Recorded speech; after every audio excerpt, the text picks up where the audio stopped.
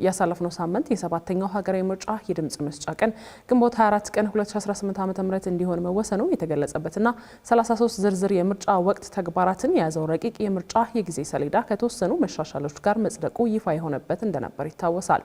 ይህንኑ ያሳወቀው የኢትዮጵያ ብሔራዊ ምርጫ ቦርድ አጠቃላይ የምርጫ ውጤት ሰኔ 4 ቀን 2018 ዓ.ም ይፋ እንደሚደረግ ባሳለፍነው ሳምንት በሰጠው መግለጫ ላይ የገለጸ ሲሆን ምርጫውን ለማካሄድ ምቹ ሁኔታዎች አሉ ወይ የሚለው ጉዳይ ደግሞ በተደጋጋሚ ተነስቶ ነበር። በዚህ የምርጫ ቦርድ መግለጫ ላይ የተነሱ ጉዳዮችን ጠቅለል አድርገን ነው በመጀመሪያው የሀገር ውስጥ የትኩረት ርዕሰ ጉዳያችን ልናስቃኛችሁ የወደድ ነው።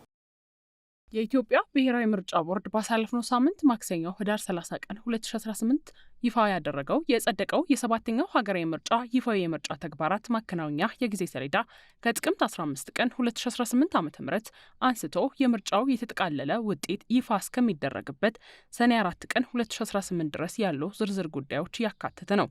የድምጽ መስጫ ቀን ግንቦት 24 ቀን 2018 ዓ.ም እንዲሆን መወሰኑን ያመላከተው ይህ ሰሌዳ የምርጫ ተወዳዳሪ እጩዎች ምዝገባ ከጥር 1 እስከ የካቲት 1 እንደሚደረግ እንዲሁም የቅስቀሳ ዘመቻም ከጥር 1 እስከ ግንቦት 19 2018 ዓ.ም እንደሚሆን የቦርዱ የኦፕሬሽን ክፍል ኃላፊ ብሩክ ወንደሰን ናቸው በቦርዱ መግለጫ ላይ የተናገሩት።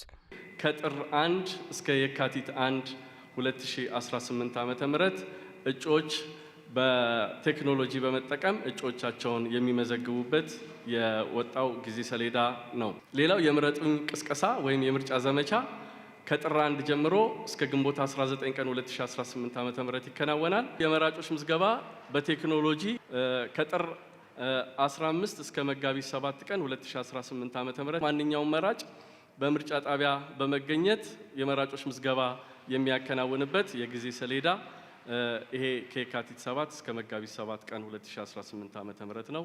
ግንቦት 24 ቀን 2018 ዓ.ም የድምጽ መስጫ ቀን ሆኖ በመርሃ ግብሩ ተቀምጧል። 33 በጊዜ ገደብ የተቀመጡ የምርጫ ተግባራትን የያዘው ይህ የጊዜ ሰሌዳ ይፋ በተደረገበት መሰናዶ ላይ በጋዜጠኞች ከተነሱት ጥያቄዎች መካከል በምርጫ ቦርድ የቀይ ምልክት ውስጥ የሚገቡና ምርጫውን ማድረግ የማይችሉ አካባቢዎችን ለመለየት ከፓርቲዎች ከጸጥታ አካላትና ከሲቪክ ማህበራት ጋር የሚደረገው ምክክር ለምን የጊዜ ገደብ ተበጅቶለት በሰሌዳ ውስጥ አልገባም የሚለውን የያዘ ነበር።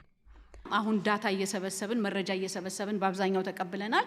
ግን የፖለቲካ ፓርቲዎችን የሲቪል ማህበረሰብ ድርጅቶችን ፕሮግራም አውጥተን መወያየት ስለሚጠይቀን መረጃው ተደራጅቶ መጥቶ እርግጠኛ የሆነበትን ቀን በምናውቅበት ጊዜ ያው የሚታወቅ ይሆናል፣ ለባለድርሻ አካላትም የሚገለጽ ይሆናል። ስለዚህ በዚህኛው ወር እናደርጋለን፣ ከዛ በሚቀጥለው ሁለተኛ ይሄን እናደርጋለን፣ በሶስተኛ ምንለው አይደለም። እንደ ሁኔታው እንደ ተጨባጭ ሁኔታ በቀጣይነት የምናደርገው ነው። እንደምታውቁት የአስቻይ ሁኔታ የሰላም ሁኔታ እስከ ምርጫው ቀን ድረስ የሚደረግ አሴስመንት ነው እንጂ አንድ ወር ላይ ብቻ ተደርጎ የሚቀር ባለመሆኑ ቀጣይነት ያለው ስራ ነው። በኢትዮጵያ ሀገራዊ ምርጫ ለማካሄድ ስላሉ አስቻይ ሁኔታዎች ተደጋጋሚ ጥያቄዎች በተነሱበት በዚህ መግለጫ ላይ ከሰላምና ጸጥታ ጉዳይ ባሻገር ፓርቲዎች ደጋግመው በቅሬታ የሚያነሷቸው የአባላት እስር፣ የቢሮ መዘጋትና መሰል ጫና የሚፈጥሩ ጉዳዮች እንዲገቱ ቦርዱ ምን እያደረገ ነው የሚለው ጥያቄም ተነስቶ ነበር።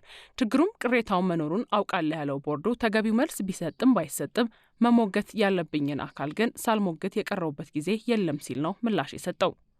የቢሮ መዘጋት ችግር አለ፣ የአባላቶች እስር አለ። ምርጫ ቦርድ ይሄንን እየተናገረ ነው። ይሄንን እስር ፈጸሙ ለሚባሉ አካላት ደብዳቤ ይጽፋል፣ ይጠይቃል። እነዚህ የታሰሩ የሚባሉት የፖለቲካ ፓርቲ አባላት ፍርድ ቤት ቀረቡ አልቀረቡም፣ ካልቀረቡ ለምን አልቀረቡም መልስ የሚሰጥ መዋቅር አለ፣ መልስም አይሰጣለ።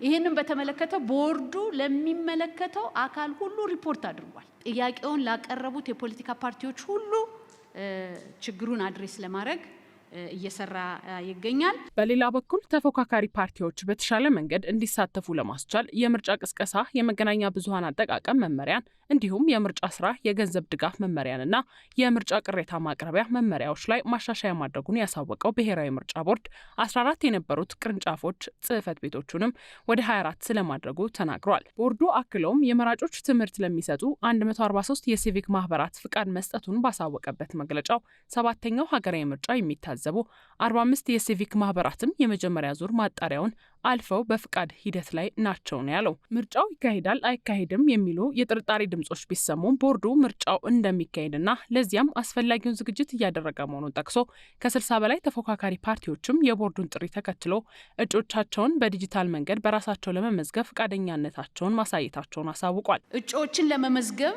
ሲስተም አድሚኒስትሬተሮች ላኩልን ብለን ፓርቲዎችን ስንጠይቅ ወደ 64 ፓርቲ ልኮልናል። ይሄም ያሳየን ፓርቲዎች እጩዎቻቸውን በሲስተም አስተዳዳሪዎቻቸው ለመመዝገብ ያላቸውን ዝግጁነት ነው። ለመመዝገብ እየተዘጋጁ እየተደራጁ መሆኑን ነው። ወደ ትግራይ ክልል ስንመጣ ክልሉ በ6ኛው ሀገራዊ ምርጫ ለመሳተፉን ተከትሎ 7ኛው ሀገራዊ ምርጫ እስኪመጣ ድረስ በፌዴራሉ መንግስት ውክልና ሳይኖረው ነበር የዘለቀው። ዘንድሮ በሚካሄደው ምርጫ ግን የክልሉ ህዝብ በፌዴራል መንግስት ውክልና ሊኖረው ይገባል ያለው ብሔራዊ ምርጫ ቦርድ በትግራይ ምርጫ ይኖራል ብሎ እንደሚያስብ ቢያሳውቅም በምርጫ ቦርድ የተሰረዘው ህወሓት ከጊዜያዊ አስተዳደሩ ጋር ያለበት ውጥረት አስጊ ሁኔታዎችን የፈጠረ ሆኖ እየታየ ነው።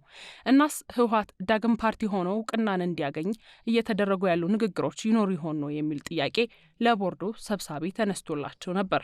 የኢትዮጵያ ብሔራዊ ምርጫ ቦርድ ህወሓትን የመሰረዙ የሚታወቅ ነው።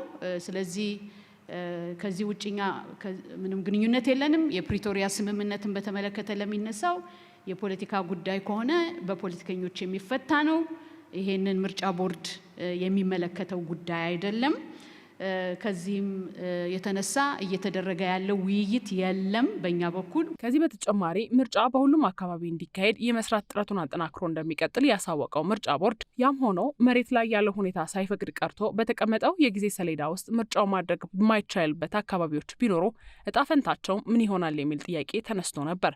ቦርዱም ከአቅም በላይ በሆነ ምክንያት ምርጫ የማይደረግባቸው ቦታዎች የሚኖሩ ከሆነ በ6ኛው ሀገራዊ ምርጫ እንደሆነው ሁሉ ሁኔታዎች ሲፈቅዱ ምርጫ ባልተካሄደባቸው አካባቢዎች እንደ አዲስ ከማድረግ ያለፈ አማራጭ እንደማይኖር አሳውቋል። ለምሳሌ በቤንሻንጉል አልተካሄደም ነበረ በ2013 እና መጨረሻ ላይ አስቻይ ሁኔታ አለ ተብሎ የተካሄደው ሰኔ 2016 ነው።